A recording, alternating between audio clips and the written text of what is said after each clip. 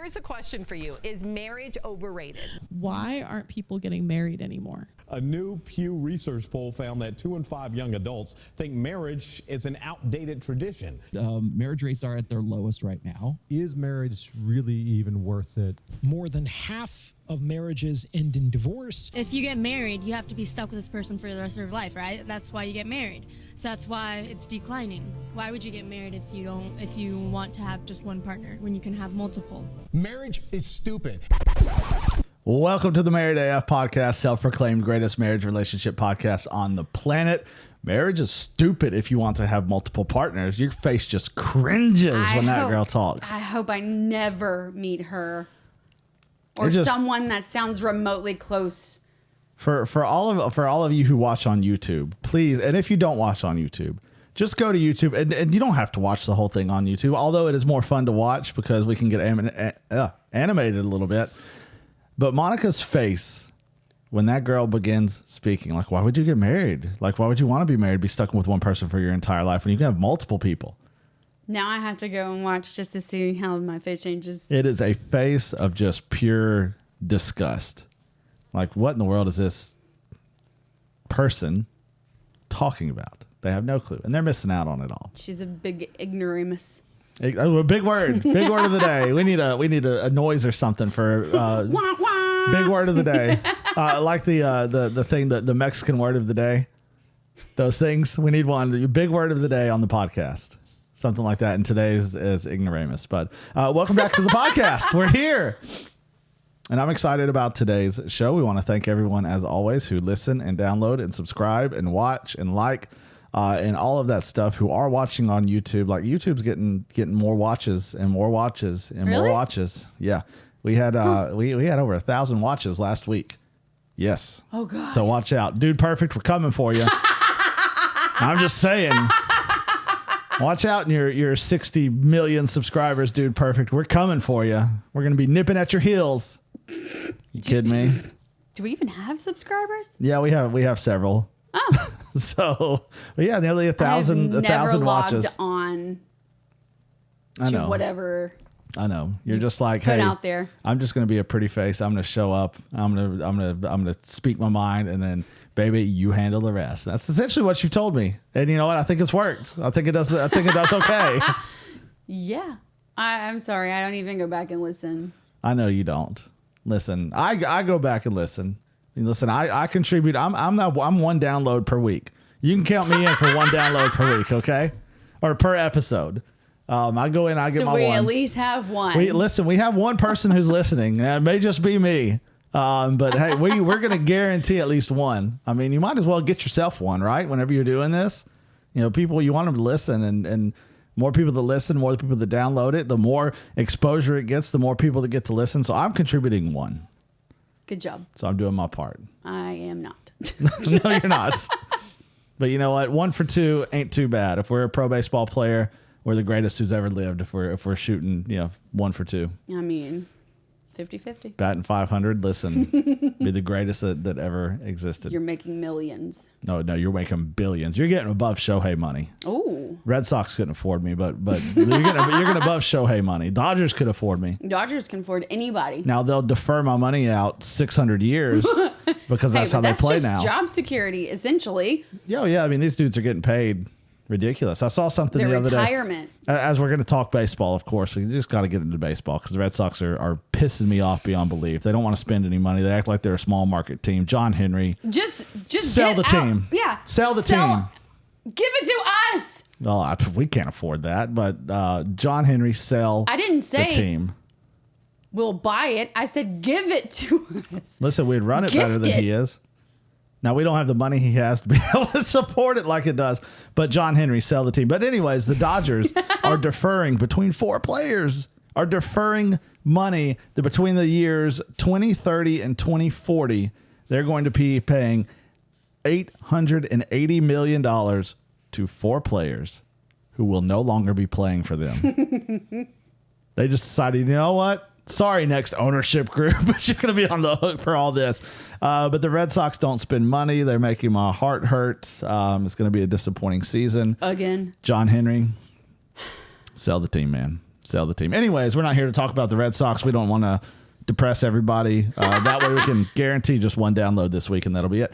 So today, because this kind of came up as I was watching you get ready for bed the other night, and your skincare routine. It sounds dirty. It does sound a little dirty. Just watching you get ready for bed. I was. Listen, our bed's right there, our bathroom. I can look into the bathroom. I see you, and you got out of the shower, and you're just getting ready for bed, and you have a nighttime routine. And Yeah. I mean, you're squirting stuff in your hands, and you're wiping all over your face, and you have this little roller thing that's really cold, and you rub it on your face, and it's a routine. And I got to thinking, it's important that we take care of our bodies and take care of ourselves, not just for us individually, so we can have long, healthy lives, but in our marriage also.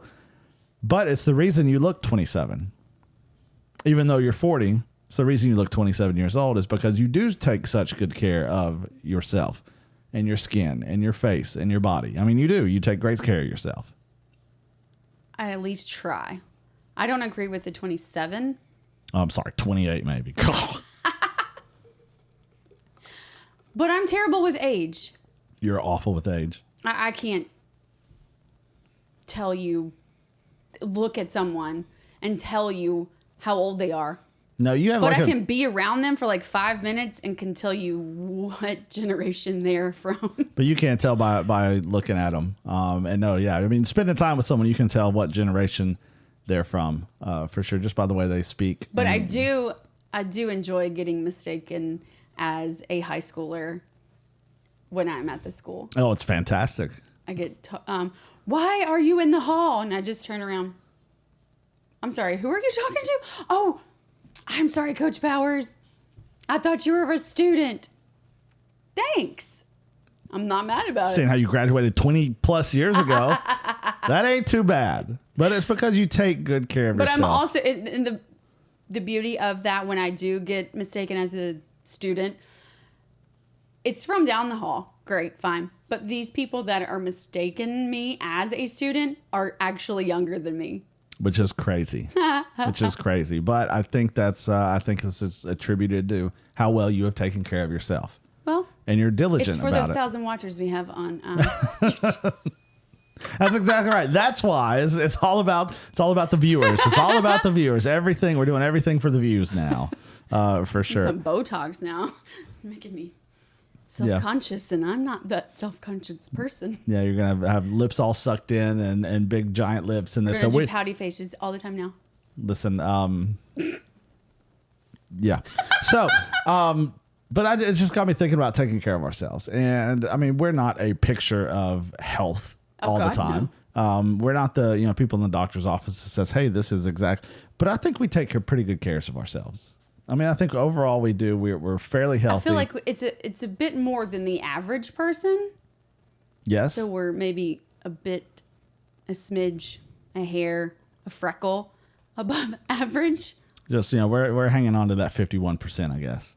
At the end of the day, but it makes me think the importance of taking care of yourself, and making sure that you are taking care of yourselves, together. That both of you are on the same page in doing that, because I've got I do the beard balms and this and that, and I wash my face and I'll put lotion on my skin and all this and all that. And I pluck your nose hairs, and you pluck my nose hairs, you pluck my eyebrow hairs. I mean, you'll just walk up to me and be like, "Oh my gosh, and I don't move," and you're like, "No." Got a 2-inch hair sticking out of my eyebrow that I didn't know about. But you'll come to me and you'll take care of me that way, and I think it's important that we do that. One, because the physical aspect is important. Physical attraction remains important, but just the overall health of us, and also just being physically fit and exercising and working out, and it's something we've always enjoyed doing, working out together. Now it's something we don't get to do very often anymore, unfortunately. Ever.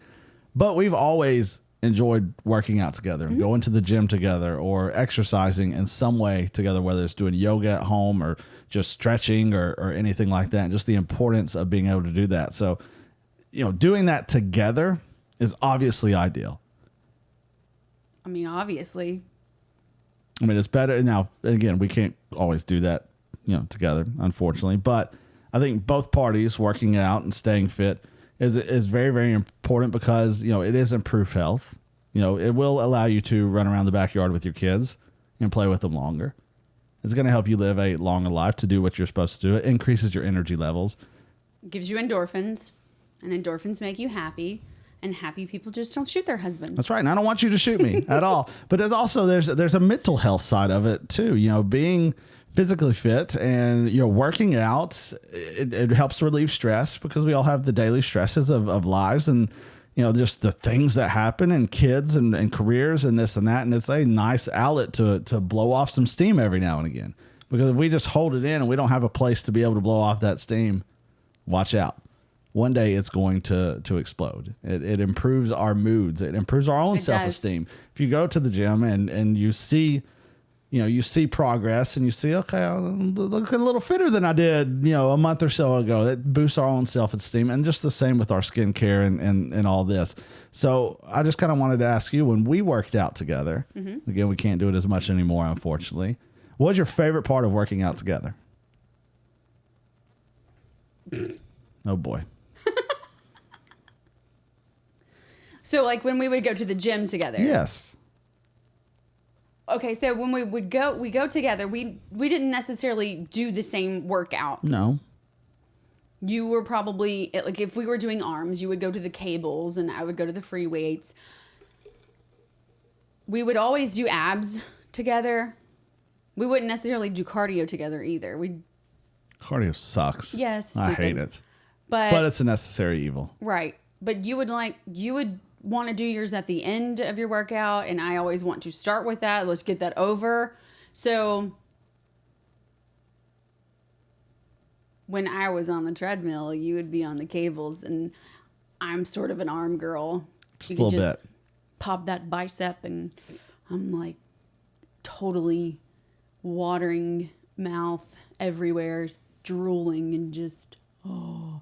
So watching you work out on the cables, just getting your swell on, and you'd be like, look, baby, I can't even touch my shoulders. See, that's how you know it's a good workout. When you can't touch your shoulders, you know, like, hey, this is a good workout now. I could care less if that was a good workout. I was just looking at the definition of your arms and drooling.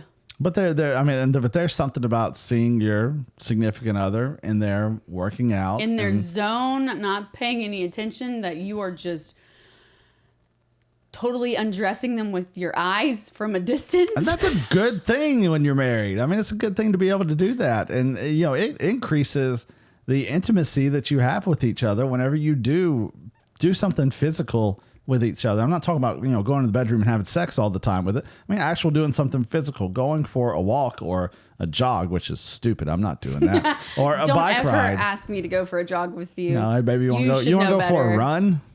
No, are zombies chasing us? Are we running from zombies? Yeah. Exactly. If you see me running just because, you better run too, because there's something chasing me. Something serious is happening. And I don't have to be the fastest. I just don't have to be the slowest. Exactly. And listen, I'm not that good, and I will bust out a kneecap real quick if I have to. You're not above taking somebody else down to survive. I'm not above taking someone else out to try and survive when at all. When it's fight or flight, you are fighting. It is, but to not be the last one. But it can also, yeah, exactly right.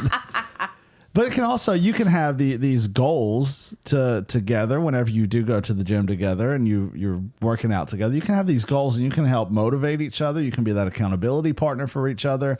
And I think that can translate into other areas of your relationship too, where it's not just the physical side, but, you know, I mean, because there are days when I don't want to go to the gym and it sucks. And I just don't want to do it. But when you have someone there, and especially when you have your spouse there to motivate you, be like, nope. Get your tail up, get out of the bed. We're doing this. We're going. And it's just like anything else. You don't want to, but you do it anyways because you have that person pushing you and you know you should. When you get done, you're like, glad I did that today. Well, when 2020, the pandemic happened and everything shut down, you were going to the gym in, you know, the weird 4:00 hours. And I would go with my group of girls, and that was mostly when we all dropped our kids off at school. That we couldn't do that.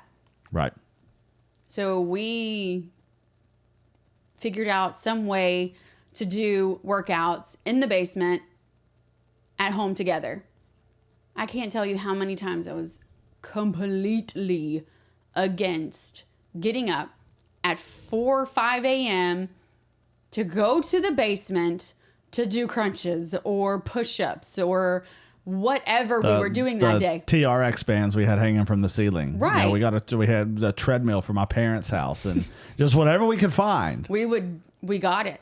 And we went in, got it done. But you felt better after. Always felt better after.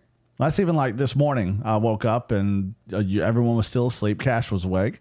And I was like, I worked for 15, 20 minutes, caught up on all that. And I was like, well, what am I supposed to do? I was like, I might as well just go to the gym. Why not? I don't really want to. It's 17 degrees outside. I don't do well in cold weather. Ugh. But I went and I feel so much better that I did. But I just think it's so important for us to stay physically fit and take care of ourselves, take care of our bodies, take care of our skin. Your nighttime skin routine is, all the different stuff you have in the shower. Well, there's the morning one too, but you're just never here to see it. I'm not here to see that. But and I can tell the difference, when I don't put the beard balm in, or I don't put the stuff on my face or my head after I shave, or I don't put lotion on my body. After a few days, you notice that. And you notice that. White people get ashy. Yeah, we do. Yeah, especially in the wintertime. I don't know why we do, but we most certainly do. But even you notice that, like whenever I am lotioned, my hands are softer, and it's just makes for everything to be a little bit better. You better not come at me with some crusty toes trying to play footsie with me in the bed. No, it's how you get kicked out of the bed real quick. Come Stay on your side. You're not slicing my feet open. Slice your Achilles with a talon down there. I don't want that at all. Or crusty, busted hands. Or anything that's just gets calloused. So at the end Knees, of the day, heels, elbows, God no. Take care of yourself. It's important to take care of yourself. Yes. Because as we get older, I turned 41 in a week. As we get older, it becomes a little more difficult, and it's I heard it said this way, because doing all that could be painful, and you get sore sore muscles and this and that. But it was hurt now so you don't hurt later. I was like, that's really good. Just like I tell the girls, my volleyball team and now softball team, stay ready so you don't have to get ready. Stay ready so you don't have to get ready. But this is the same thing. And, the Bible even kind of speaks to this a little bit. Like, hey, you need to take care of your body. It teaches us that the body it's a gift. It's our temple. It's our temple. That's exactly what I have in front of me in 1 Corinthians chapter 6. Don't you realize that your body is a temple of the Holy Spirit who lives in you and was given to you by God? I mean, God gave us this body. I mean, why would you not take care of it?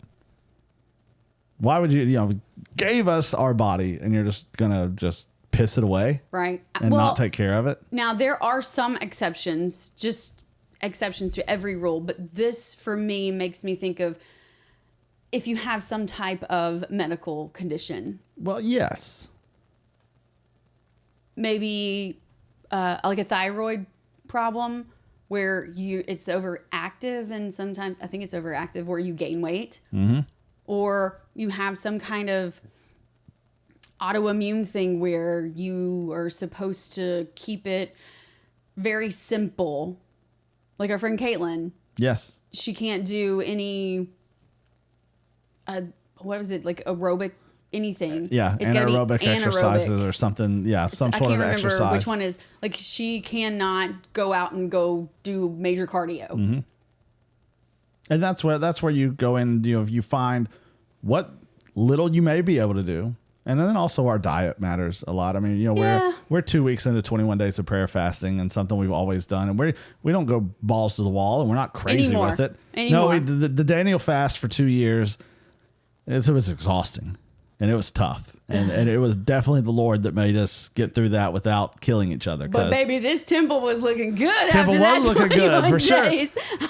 But even then, I mean, we cut out the junk food and fast food, and then we've been cooking a whole lot more at home. And just before we started recording, I was talking about it's been nice cooking food at home, and I actually like cooking. It's with all the things that are going on, it can be difficult sometimes to find time for it. But just like anything else, you have to be intentional, and you have to be able to make time. Intentional, because we literally have two basketball schedules going on right now, and you're coaching one of those teams. 3 more games and we're done. But I'm also coaching softball, so I'm having practice every single day. Yeah. And I mean, that's why you just have to. But being intentional keeps us from DoorDash. Let's just DoorDash something. Like I've got it's stuff. So easy. It is so easy, and it's stupid expensive, and it's not good for you because it is mostly fast food and just food from restaurants. It's all fast food. Let's be honest. That's all we ever do, which is the fastest today. Yeah, well, it's going to get here quickly because we're hungry, but we've done a really good job over the last few weeks. I don't think something we'll really be able to continue. Like I've got stuff in the crock pot. Crock pot's phenomenal. You just throw a bunch of stuff in there, and then bam, in 8 hours you're ready to go. This will feed us through this week for several different meals. That you did the chicken, or the week before? 2 weeks ago I did chicken. I've still got some frozen in the freezer. But just doing stuff like that because our bodies are important. I've always kind of related it back to not even necessarily for the physical fitness side or how you look or getting abs or big arms or anything like that, which is all fine and dandy. But how are we supposed to do what the Lord has called us to do if we can't physically do it? Like when he says go, how can we actually go if we have done such a terrible job taking care of this body that he's given us? We can't go do what he called us to do. Sure. And there's no worse feeling than kind of realizing that, God, I let you down because I didn't take care of what you gave me. And even though the forgiveness is there, the grace is there with all that, he knows we're not going to get it right. But if you translate that to a relationship, even as a mother, do not and will not ever comprehend unconditional love. I will love my children through everything. But there are things that they could possibly do in this world that I could not forgive them for. Will I love them and be their mother? Absolutely. Always. But if they're going to go murder whoever, many, and wherever people, I'm not okay with that. Yeah, that makes it that unconditional. I will love them. Ton of grace. What Jesus teaches, if when his disciples ask him, and he's like, how many times are we supposed to forgive somebody? Like this dude messed this up so many times. How many times are we actually supposed to forgive this person? And it's like, what, once, twice? Shame on fool me once, shame on you. Fool me twice, shame on me. Is it supposed to be? And Jesus is straight up like, no, 70 times 7, which essentially he's saying it's unlimited, man. You constantly forgive over and over and over because that's what he's done for us. Because I've screwed it up a billion times. Same. Easily. And I'm going to continue to screw up. Yeah. And not intentionally, not try to, but crap, I'm just not good enough. Because we're human. I'm just not good enough. No. But there's also, I'm going to forgive you, but I'm not going to forget. Right. That's our human nature. That is. Jesus, when he forgives, it's gone. It's done. It's over with. It was his blood that wiped all of it away. And it's hard to wrap our minds around. Yeah. I mean, we put each other through hell. Yeah, we have. And we have forgiven each other. But we haven't forgot about it. No, and it's not like we don't talk about it. We don't bring it up. If we have a disagreement, if we have a disagreement on something, it's not like, oh, remember what you did 15 years ago. Oh, you remember in 1999 when you did blah blah blah. No. I mean, we remember it. I don't keep score. No, we didn't. We don't have the Men in Black little flash thingy that just wipes the memory with that stuff. We remember that stuff, but it's not something we think about. For us, it was something that happened. We grew through it. We're much better off for it. It's not something you have to revisit. It's things that you've been through that, and you can see the signs that would get us back there. And if that were to happen in our relationship, we would be the ones that are first to say, "Hey, I'm noticing this," and a absolutely zero judgment.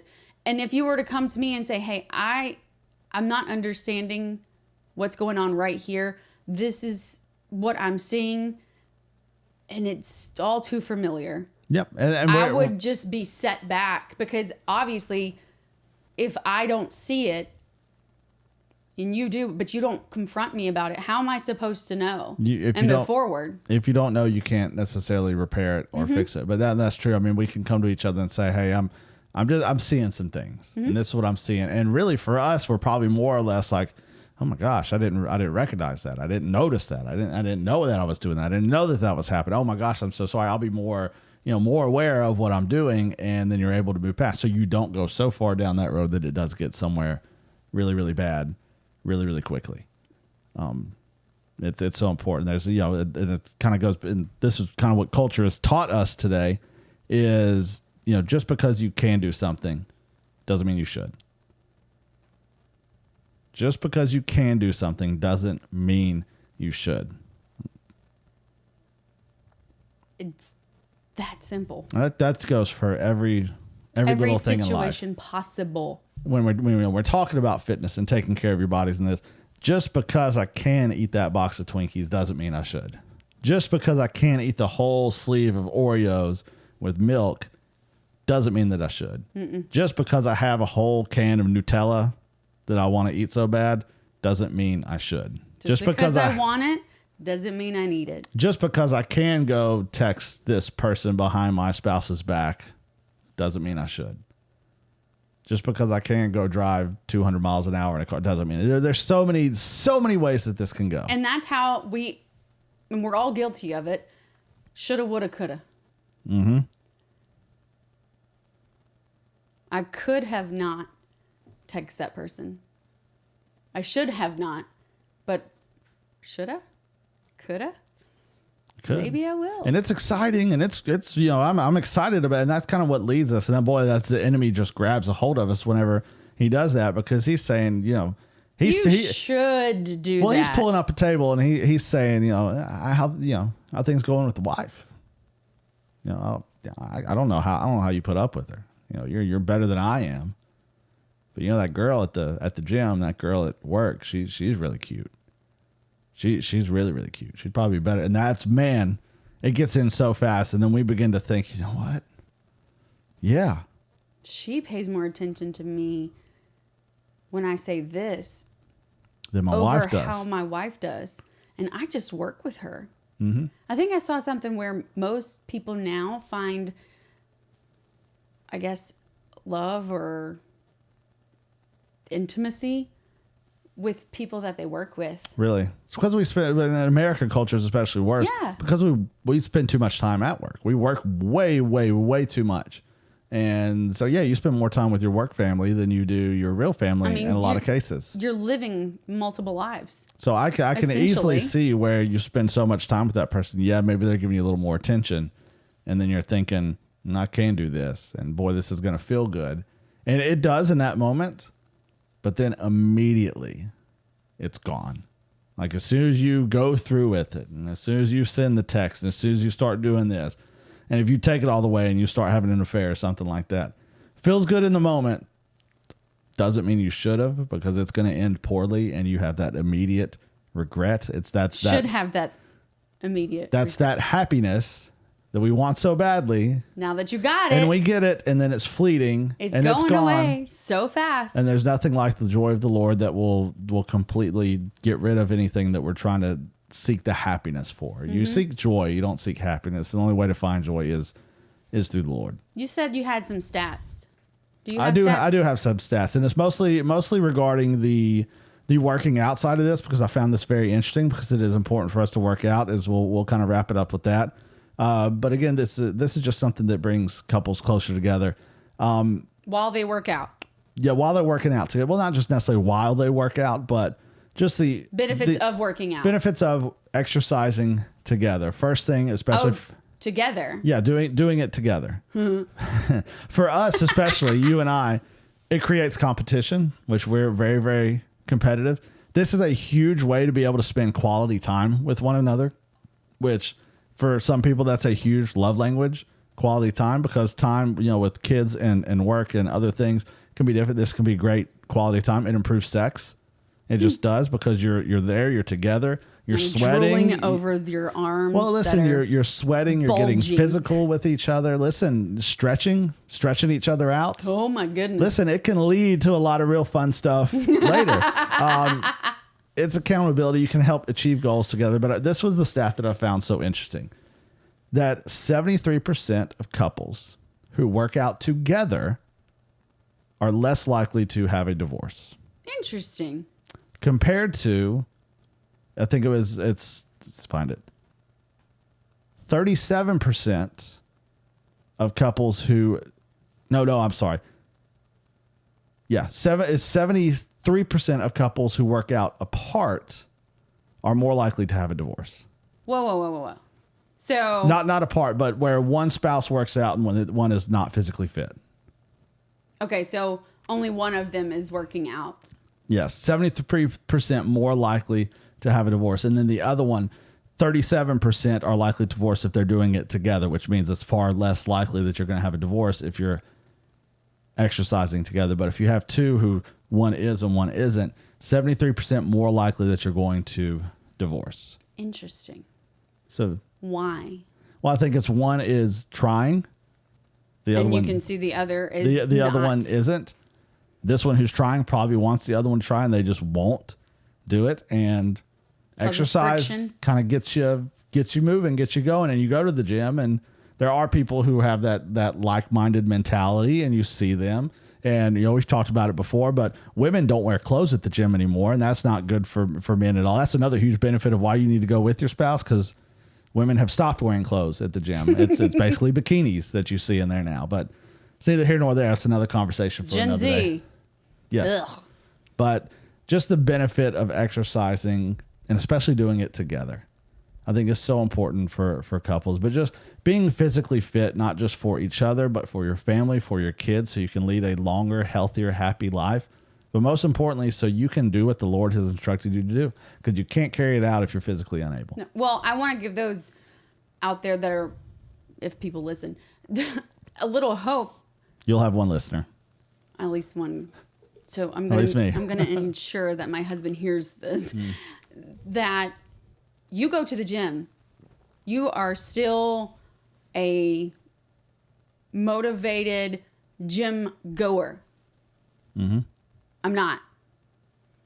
I have 0 gym memberships now. I know.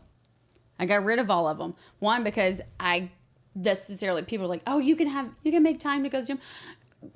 Just come live my life and you tell me when I can go to the gym. Okay. It's difficult. No, I really do too much. And I know that I do too much. But in that doing too much, I'm pretty much hitting all my goal activities. You stay daily. active. You're not. I am active. You're like not at volleyball. Yes. You're playing volleyball. I am playing. Just because I'm a coach does not mean I stand on the sidelines telling them what to do. I am physically showing them what to do. Yeah, and honestly, you have worked out with your team. I do. Whenever when you're in the gym and it's weights and cardio, they're doing it with them. So it's not like you're not working out, Right. because you Even with definitely the are. softball team, I was the one who created all of the workouts for preseason Strength stuff. and conditioning coach. Yes.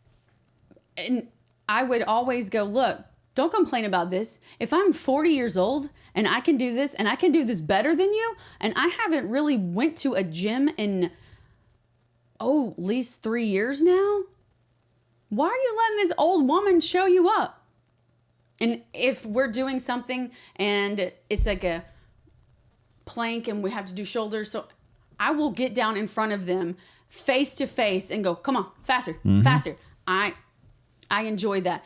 But I'm also on the field with the team showing them how to run bases. And I'm not walking through that run. That's just that's the exercise. You don't have to go to a gym or be at a gym to Yes. work out. You can do it at home. You can go for a walk. You can do stuff in your backyard, in your basement, at a field, Playing with the at a kids in the playground, front yard. whatever. You can do Go it to in the so many jump different park. places. Yes, so it's not hey, you both need to join a gym, so you're not going to get a divorce. No, not. But be active Not together. a gym member. No. Crap, start easy. Go on a walk with each other. Instead of plopping yourselves down on two different sides of the couch, take a walk together. So at the end of the day, it's just important. If you're going to do this, do it together. Don't just sit on the couch apart from each other, scrolling on your phones. Get out, exercise with each other. Put the phone down. Take care of each other. I promise it's better for you as a couple, and your marriage is going to strive because of it. And so will everything else. It will just fall in line. Absolutely. You'll notice such a huge difference in your life. It'll make a huge difference. But we got to go. Let's go. It's go time. God, we love you. We're so thankful for what you're doing. We're thankful for this platform. We're just thankful for what you've given us. We just pray that it reaches the ears that need to hear it, and that you are involved every step of the way, and it is your message that gets out in all that we do. We love you. We thank you. In Jesus' name, amen. Amen. Play ball.